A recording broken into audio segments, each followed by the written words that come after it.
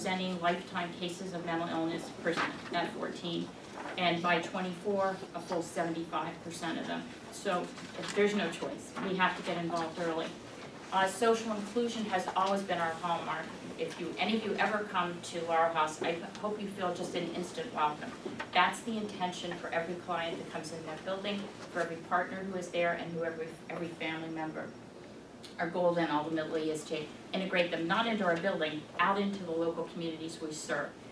And those are, if you look down a little bit further, 8 towns that we serve, from Greenwich all the way up to Weston, Westport, and Wilton.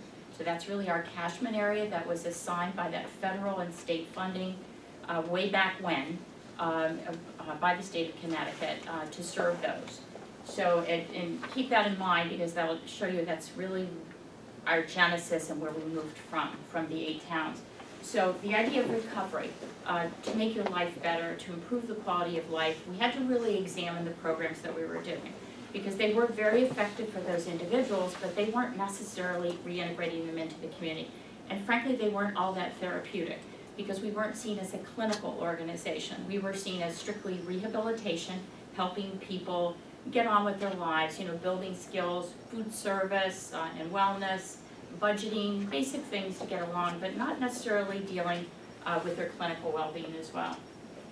So among the goals of moving out into the community were also removing barriers to access. So one of the things that we realized is rather than having all of our staff come into Stanford and have people come to us as though we were the center of the universe, we started moving our team outbound. And in fact, when we've hired people, we've strategically hired people that are from different parts of the area, from Norwalk, from Fairfield, from Westchester, so that it's not so hard for them to get to the places that they serve. We meet people in libraries, at Panera's Bread, at at the town hall. I mean, often you'll see an intimate conversation, and it could be a person with mental health issues, with their case management, with their counselor. So that's really been our model, and in fact, we have on-site services at Norwalk Community College, and we're present at 20 local universities in terms of working with their disability offices. We're actually on site there too. Additionally, we've broadened the base of those we serve. So not just people with serious mental illness, which is roughly 6% of the population in the US, 1.5 of those with the most profound, which is schizophrenia. So we still have that within our mix, but we moved into, as we started serving younger people, anxiety, mood disorders, personality disorders, severe depression, and co-occurring disorders, including substance abuse. So as we went outbound and as we went younger, we started picking up more diagnoses that we had to serve. And then lastly, most important, it's great to do good work, but you gotta sustain the organization. So with the help of organizations such as the community-funded Darien, who gave not just money, but gave guidance, for example, grant recommendations that come with the money that we really followed, like you gotta get some metrics going here, Linda. So we took that very seriously, and each year, community-funded Darien has supported a pivotal program. Supported employment is this past year. Resources to Recover, one of the ones I'm going to talk about tonight. 2 years when it was only a pilot, when it was only a thought. You guys really believed in us. And this year, going into FY17, Thinking Well, which is a cognitive remediation technique, which we're going to tell you a little bit about too. So you have this in your handouts if this is too hard to read. But going back to the concept, sort of the rubric that Carrie talked about, how many served, all the way down to have we improved someone's life. So if you look at the clients served and coming this way from fiscal year 12, which is July 1st is the beginning of our fiscal year, so that from that we started at 627 clients served. This past year, which ended June 30th of this year, we were at 793, so a nice little bump each year. And if you notice, we started keeping track of families. Prior to 2010, we had no idea how many families we were dealing with. And that doesn't mean families that are necessarily associated with the clients. It means families who are seeking services because their son or daughter will not come in. So in a way, that's our pipeline for the next year and the next year, because sometimes it takes them a long time to get a family member to come in and see us. So that gives you a sense of the growth there. Our full-time equivalent head count, you can see we've stayed kind of flat for that kind of return. I say FTE because we had a lot of hourly and part-time arrangements when I first came in, not a lot of accountability about outcomes and what people were really in charge of, what they were supposed to do. So that's pretty much stayed flat. FY17 that we're in now, same number, 27. Possibly if we go to 28, that would be full-time. And we expect to serve over 800, well into the 800s this year. Our revenue has crept up, not as fast as I would like it, given my experience in the for-profit world. I wouldn't still be there as CEO if I inched along like that, but I guess it's all relative. But the nice thing that's happened, and this was part of our strategic direction, our board was smart enough to say, hey, we have not gotten a cost of living increase on any of the grants from the state since 1990. This was a conversation we had in 2010. So we better go private fundraise, and something we never did. So if you looked back to 2009, 2010, we were about 90% dependent on public, very little private fundraising. So across the years, we have held all of the public funding, except for the year coming up, the year that we're now in. I'll tell you about that in a moment. But we've increased, so we've increased the private incrementally, not just as a percentage of the whole, because we got less public. This will be the first time we're going to face that. We've got a $170,000 cut in housing.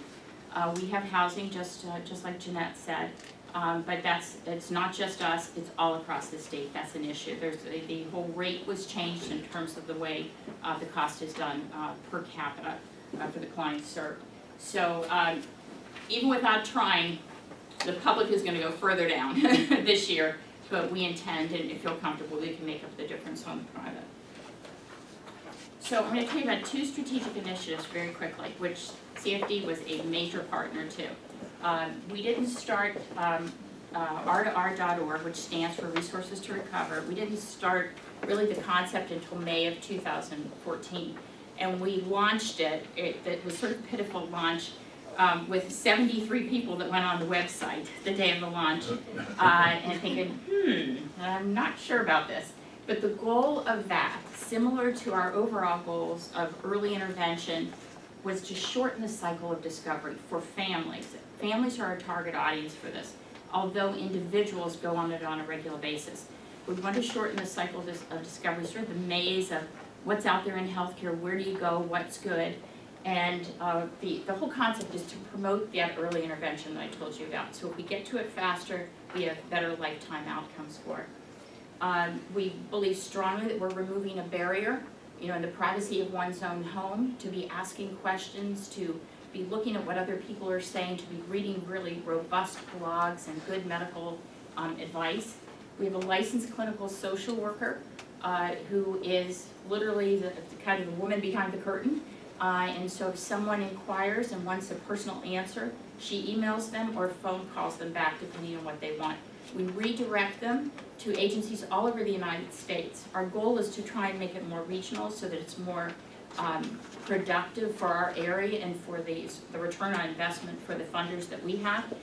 So what we've done is put up pages and built databases, small sub-databases of state information, California, Texas, Florida, so we can direct people at least to there and then they have a gateway to somewhere else. But our goal is really to build the next thing, the Family Endorsed Providers Directory. We now have 46 on there.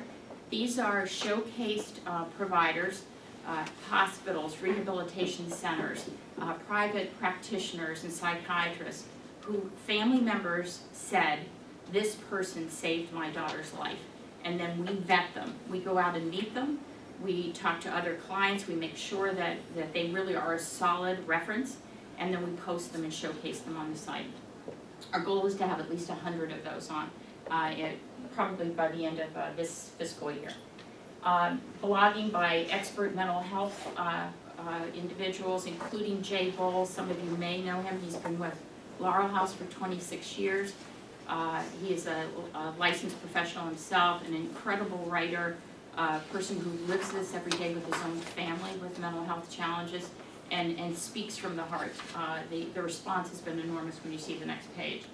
And then of course we're getting now into social media, we're getting dangerous and into e-newsletters.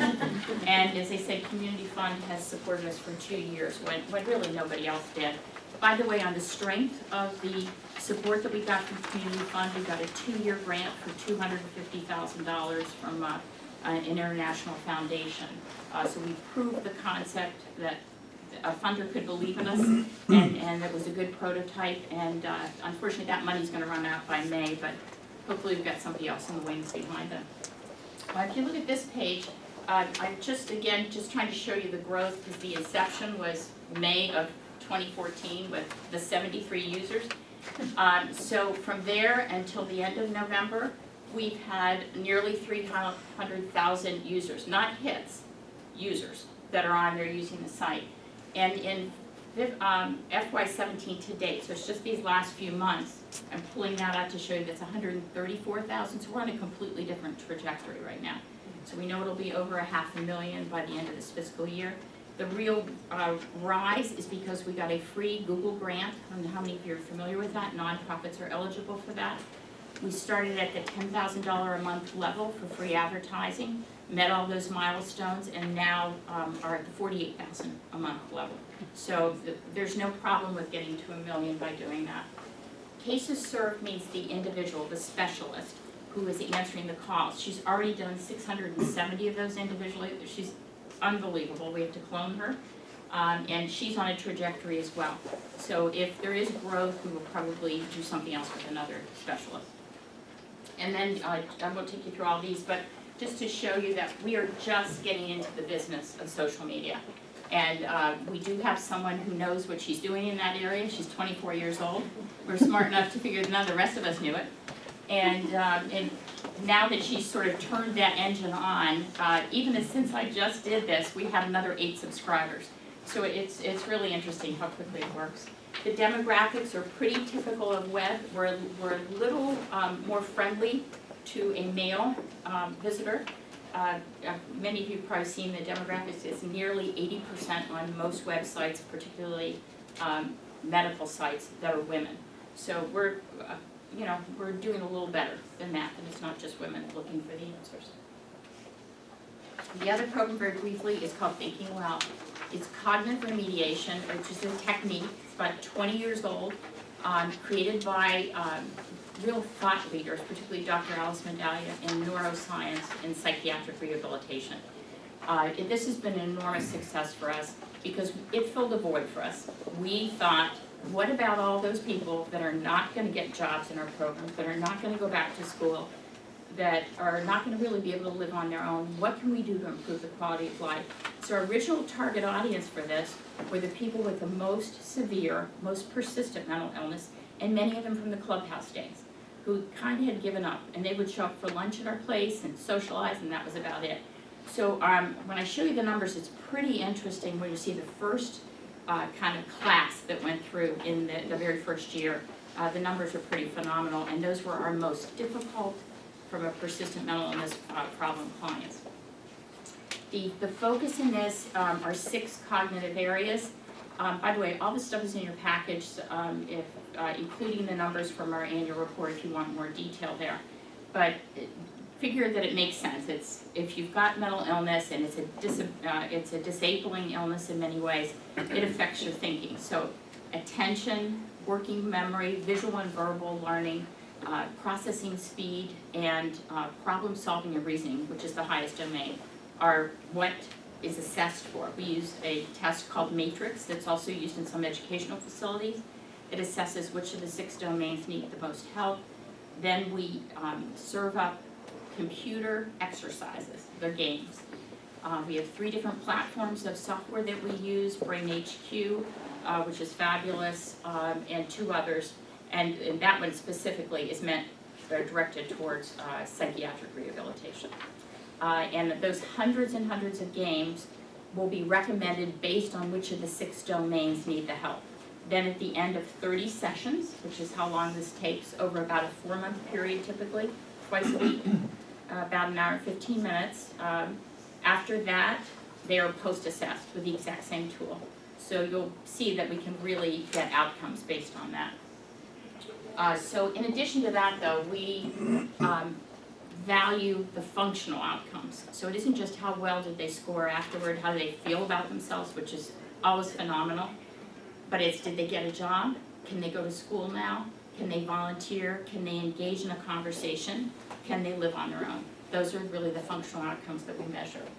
Laurel House, by the way, my little commercial, is only one of 3 agencies in the state of Connecticut that is trained and certified in this model. It's called the NEAR model. That's also in your handouts. The neuropsychological and educational approach to radiation. And Dr. Alice Medaglia, who wrote the book on it, literally is the thought leader, is the person who trained us. The other 2 locations are really not available to the general Fairfield County public. One is the VA in West Haven, and the other is the Institute of Living in Hartford. And then, once again, we're getting support from community funds, so they're believing in this. And this is my last slide. I just wanted to show you the progression here and thinking well, again, coming this way. From FY15, when we started the program, we started with 72 individuals.